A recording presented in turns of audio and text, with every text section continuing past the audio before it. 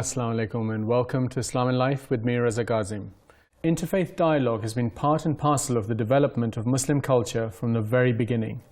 One could argue that dialogue is a prerequisite of the development of any faith, as acquiring followers necessitates providing an attractive set of ideas that challenge the status quo. But in today's day and age, where information is readily available, is interfaith dialogue necessary? Who benefits from it? Can world peace be impacted by the outcome? Is it being instrumentalized to legitimize Zionism? In Islamic history, interfaith dialogue existed from the very birth of Islam, and the Prophet Muhammad, peace be upon him, spent a considerable time in these dialogues. Lately, the world has become increasingly interdependent, and due to globalization, migration has become common, which leads to more interaction and friction between different cultures and faiths. It has become common to label and compartmentalize people by guessing their intentions, political affiliations, and the like, based on their religious identity. It is therefore truly paramount today for opportunities to be created for religious leaders to exchange ideas and develop peace initiatives, using their respective religious teachings to influence their faithful. These types of gatherings will help to protect society and territories from violence, extremism, and terrorism, and to eliminate chances of clashes and warfare. We're honored to be joined by our esteemed guest, Professor Tariq Ramadan, to discuss all of these issues. Welcome to the program, Professor. Assalamu alaikum. Wa alaikum assalam. I wanted to start off by asking whether the issue around why interfaith dialogue, isn't that something that's part and parcel of everything? Yes, and you said it from the very beginning. Islam is, and the understanding of Islam is based on the acknowledgement that God, Allah, wanted pluralism. And it is said in the Quran from the very beginning, وَلَوْ شَاءَ اللَّهُ لَجَعَلَكُمْ أُمَّةً وَاحِدًا. If God had willed, He would have made you one community. وَلَكِنْ لِيَبْلُوَكُمْ فِي مَا أَتَاكُمْ. But in fact, this diversity is to test you in what He gave you. So in fact, this diversity, it's a test. And we have to live with it. We have to respect it. And based on this, the relationship that we have with others, other religions, it might be that Islam for the Muslims is the last religion, but it's not the exclusive and only religion on earth. We have a diversity and we need to know how to respect each other, to communicate, to dialogue, and this interfaith dialogue, it's critical from the very beginning in the Islamic understanding. Are there any examples of interfaith dialogue from during the Prophet's time? Yes, in many occasions, and especially after the Hijrah, after when the Prophet, peace be upon him, and the Muslim community arrived in Medina. In Mecca, the relation was much more with polytheisms, and then it was very much people from within the same tribes and clans, so it was much more about accepting or not the new revelation. When the Prophet, peace be upon him, arrived in Medina, he found there Jews, and Jews first. This was the monotheistic tradition which was there, and afterward he also met with Christians. And from the very beginning, it was a condition of mutual respect, acknowledging the fact that there is a clear link between all the monotheistic tradition, as we have in the Quran. Moses is acknowledged as a prophet, and Jesus, peace be upon both of them, is acknowledged as a prophet, not as the Son of God, which is the big difference. And from the beginning, there was a dialogue by saying, for example, rabbis were asking the Prophet to respond to one critical question about the soul. So the Quran is bringing an answer coming, in fact, from rabbis in Mecca and saying, يَسْأَلُونَكَ عَنِ الرُّوحِ. They are asking you about the soul. قُلِ الرُّوحِ مِنْ أَمْرِ رَبِّي. That the soul is the secret of God. So they were challenging him, and it was a critical dialogue here at the very beginning. And at the same time, the Prophet, peace be upon him, accepting them as part of the community in Medina and saying they have the same rights and the same duties as us. So they were part meaning that they didn't have to convert. They were respected as they were, and we have verses in the Quran just showing this. It's exactly the same with the Christians, and then also they are people of the book, and we have a delegation coming from Najran that they came to see and meet with the Prophet, peace be upon him, and he was discussing with them, Ya Ahl al-Kitab, ta'alaw ila kalimatin sawa. So talking to the people of the book, come to a common words between you and us, so that there is one God and we are not associating to God other gods. So this is something which is there from the very beginning of the Islamic history. In terms of the point that you made about polytheistic interaction of, and with the Prophet, and then the monotheistic traditions interaction with the Prophet, was there a difference in the way that the Prophet treated or interacted with those two groups? Were there differences apart from obviously the link That's being a there? very important question, because in the Islamic tradition, no one can deny the fact that coming from the Quran and looking at the way the Prophet, peace be upon him, was dealing with them in Medina, they are saying, oh, we are respecting Ahl al-Kitab, the Jews and the Christians, and not polytheists or pagans or people of other faiths, Zoroastrian, for example, at that time. And in fact, that's if you look at the way he was dealing, he was not killing the people. He was respecting, in fact, to the people who had no God at all, the oneness of God. This was mainly a mission, that to let them understand that there is one God. On the other side, with the Christians and the Jews, it was to discuss the concept of God. So no Trinity, love is also beyond this perception that the legal framework is essential when dealing with the Jewish tradition. But in fact, we can see here that this respect and this way of dealing with the others was not only with Ahl al-Kitab, it was also with the Zoroastrian community, and also with the people who were polytheists, of course, making a clear difference, but not killing the people and not imposing onto them to convert, which is also very important. We have in the Quran something which is clear. Are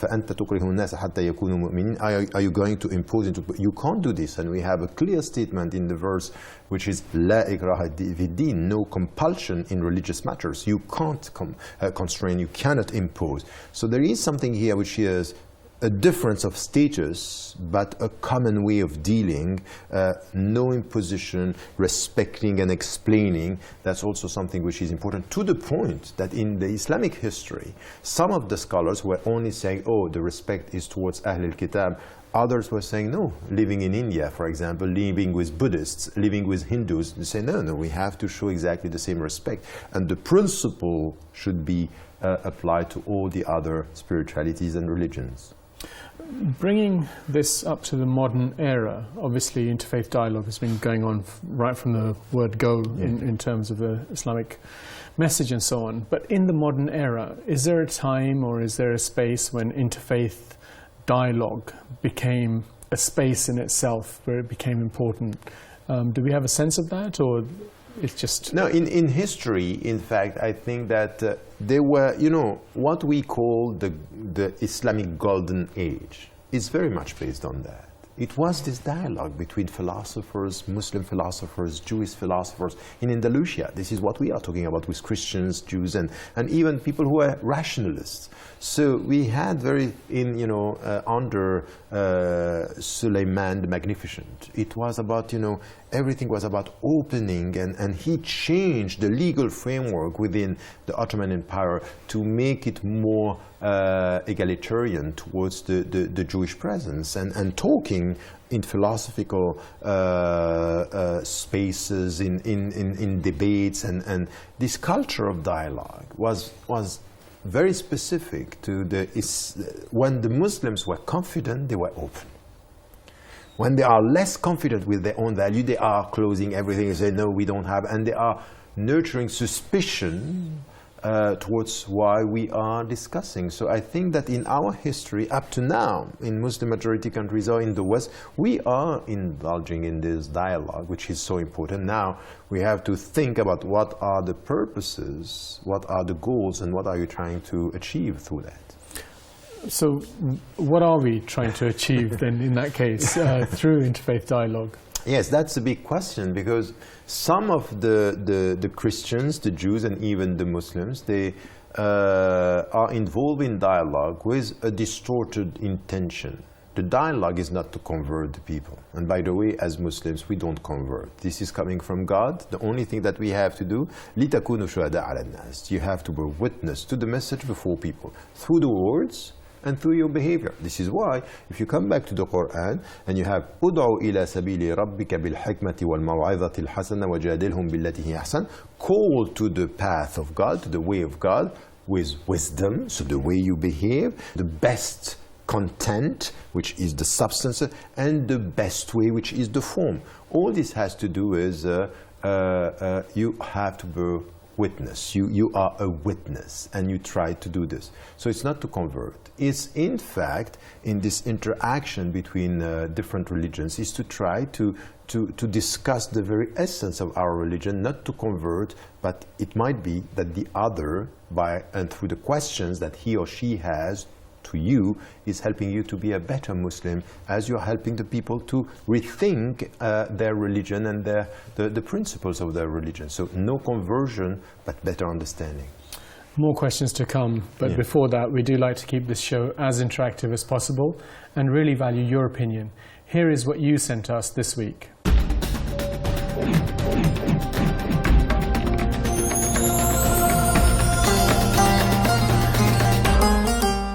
This week we asked, why is interfaith dialogue important?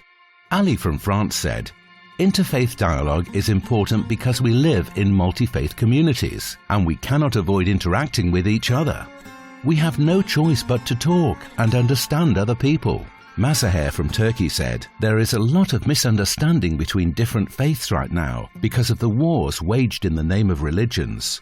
Ordinary people of various faiths must come together to oppose religion being misused. And Sajida from Canada said, interfaith dialogue is very important because the media is constantly trying to create problems between people of different faiths. Interfaith dialogue can address this problem. It's very important because now in our society, in our world, people have so many questions about Islam, for sure, because the media causes this, and it's our duty to have knowledge in Islam and to force the interfaith dialogue. Well, the most important is to make the image of or the message of Islam clear to others by this is the only way to convey the message of Islam, by discussion. There can never be justice without inclusion and tolerance. Interfaith dialogue offers a bridge in between communities which should neither be underestimated nor ignored. Do we feel the interfaith dialogue does have a major impact within the current society? That's all the comments we have for this week. If you'd like to have your views featured in the show, be sure to follow us on Facebook or join us on Twitter. Now you can send your own videos with your comments and even your questions to islamandlife@presstv.com. I want to pick up one of the themes that was talked about in the clip with regards to the wars that are being created. Can interfaith dialogue really impact on this and perhaps create some kind of peace? Yes, it can if it's done the right way. So the starting point is, as it was said in the clip, it's about better knowledge, mutual knowledge, and this is what we have in the Quran. وَجَعَلْنَاكُمْ شُعُوبًا وَقَبَائِلَ لِتَعَارَفُوا. We made you tribes and nations and even religions in order for you to know each other. So it's a mutual knowledge. And also have to say to Muslims, it's a mutual knowledge. Don't expect the people to know you and you know nothing about knowing them. And this is unfortunately what I see too many times with Muslims. They want to be acknowledged and they want to be the people to learn about their religion, but they don't study others. And this is something which has to do with this mutual knowledge. And it has to do with, as it was said as well, mutual respect. That's very important in the way we look at, and especially when we are within a pluralistic society. Now, the problem that we have with this, and this is why I said that we need to think about how it's done. How are we promoting interfaith dialogue? What I have been involved in this for 25 years. And the problem that I had with this is these are always the same people meeting in many different capitals around the world and coming and discussing. But these people, they don't need interfaith dialogue. They know each other. It's all fine. They know what are the common values and the difference. And that's it. And they go back home and okay, we were involved in interfaith dialogue. But this is a circle of people who don't need it. How are they connecting this with their respective communities, and how are they reaching out? Because at the end, this is what we need. We need to reach out. It has to be a movement within the society which is reaching to ordinary people. Can I say something cynical here and say perhaps it's in the interest of that circle of people to keep their communities separated, and they are the gatekeepers to that interfaith? It might be, but I would say that, for example, in my experience, I have been involved in all the continents. It was in Africa, it was in Latin America, in the United States of America, in European countries, in Australia, even in Japan, where we met with others. And I can't just end up by saying these people are not sincere. Many of them are sincere. The problem is that what is your connection with your own community?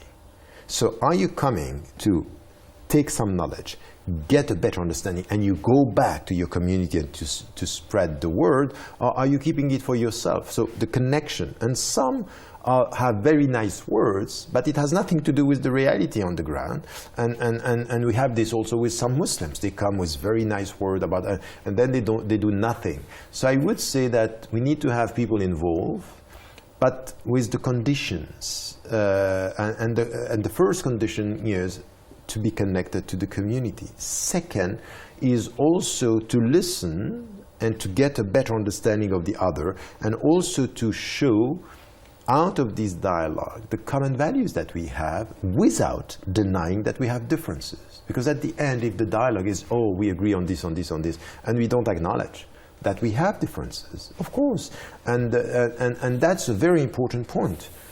Stress the similarities, but don't shy away or try to avoid the differences, because this is not a dialogue. It ends up being an interactive monologue between people having some common values, and it doesn't work. Some people want to leave religion in the private realm because it's about you and the Creator, and that's it, and that's where it should remain. What would you say to those people with reference to this interfaith dialogue?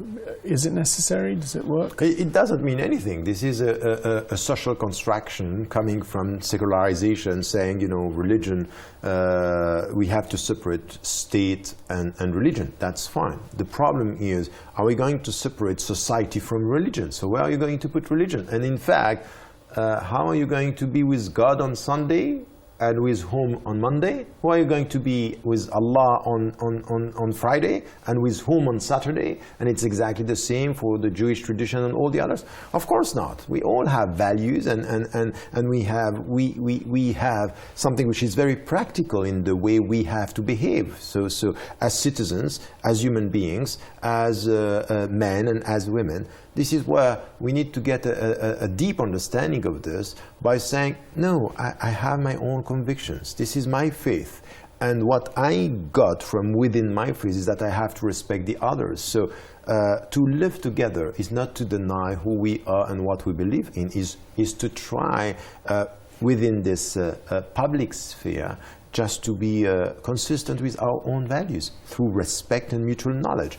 And I would say that instead of trying to have a neutral space where we are denying the values and the beliefs of the people, let us have a constructive, open space where no one has the right to impose on the other, but everyone has the right to live in a consistent way with his or her values, and trying to be the best on earth. At the end, this is what we are trying to promote. And I would say, this is why I wrote a book on interfaith dialogue a few years ago, and I was saying, I am not happy with us ending the whole journey in a dialogue. at the end, what is important is not only to talk to one another, is to act one with the other. So we have common values. We are talking here about spirituality. We are talking about respecting nature. We are talking about respecting the human dignity. Where are the religious voices that are coming together and doing something together instead of only talking to one another? Within the UK context, the idea of interfaith dialogue, that space of interfaith dialogue, some would say has been manipulated and used by the Zionists to actually legitimize themselves in the guise of the Judaic tradition and so on and so forth. What would you say about those sinister undertones, and how do we stop the Zionization, if you like, of that interfaith dialogue space? I would be cautious with such a statement, saying, yes, we have interfaith dialogue, and it's a very long tradition in the UK, very long tradition, with Christians, with Jews, with Muslims, with Buddhists, with Hindus, and it's a very long one, and it's very positive. Many things have been done, and even, you know, we have a very strong organization between the Christian and Muslim understanding. It's very good. What they are doing, it's good, and they are working on the ground in the curriculum of the schools when it comes to social problems and socio-economic problems. There is a religious voice coming together, and I think that this is something that we have to keep. Now, we should not be naive that, of course, some are using and instrumentalizing this by trying to come to a dialogue and say, for example, this is something that I experience in many other countries, but also here in the UK, is say, oh, we come to a dialogue between Judaism and Islam, and we avoid talking about what is going on there. So to depoliticize interfaith dialogue in a very political way. So it's exactly what it's all. What does that mean, depoliticize in a very political way? It's very political. When you are asking Muslims or Christians, don't speak about what is happening there, so we come just on, we are talking about... In occupied Palestine, you're talking about. Exactly, in Palestine. So we don't talk about what is happening. We don't talk about repression. We don't talk about the instrumentalization of religion to oppress. And so we just come to the common ground. So it's a very political attitudes to depoliticize the dialogue, and I would say no, I'm sorry. If we come to and we are witnesses to our message before people, we should be able to speak about everything. Of course, not to confuse everything. It's interfaith dialogue is something, but at the end, is it not about dignity? Is it not about justice? Is it not about freedom? Is it not about having societies free from any kind of colonization? So why is it that you want us to speak only about the very small spiritual discussion, and we don't speak about everything? Because at the end, if interfaith dialogue, it's about this, it's unrealistic. It's not real life. It's just nice words around the table. No, we need strong words to change the world, which is exactly which is completely different. And I think that some are trying to instrumentalize this in a way which is not at all helpful for the very essence of what interfaith dialogue should be. And I would say anyone who is involved in interfaith dialogue should be courageous enough to be self-critical with his own people when there are discrepancies between the principles and the way people behave. Because, for example, if I go there as a Muslim, of course I have to acknowledge the fact that some Muslims, in the name of Islam, are killing, they are extremists. So we have to be courageous, to be self-critical. But I also have to be courageous by saying the truth, speaking the truth to people who are in front of me. I'm sorry, if you are silent about what is happening there, when the people are killed in the name of a religion, it could be in Palestine, or it could be, for example, in Burma, it could be with the Rohingyas, or it could be in Africa, or it could be, and even if it's done in the name of Islam, we all have to be self-critical. And I think that this is the starting point of a true, realistic interfaith dialogue. Courage and speaking the truth. True interfaith dialogue, very interesting point to end on. At the inception of any religion, it was necessary for proponents and adherents of the new religion to engage in dialogue with people. Once established, people of any faith do not feel that they have to justify their narratives. But with that reality, there is also the development of arrogance that needs to be eradicated, so that the essence of why the faith is important and why its position is correct in the realities of today is kept alive. As some people would also argue, it is also necessary to clear the interfaith space of the Zionist agenda. Unfortunately, that's all the time we have for today. I would like to thank Professor Tariq Ramadan for joining us, and I would like to thank you all for watching. Until next time, goodbye.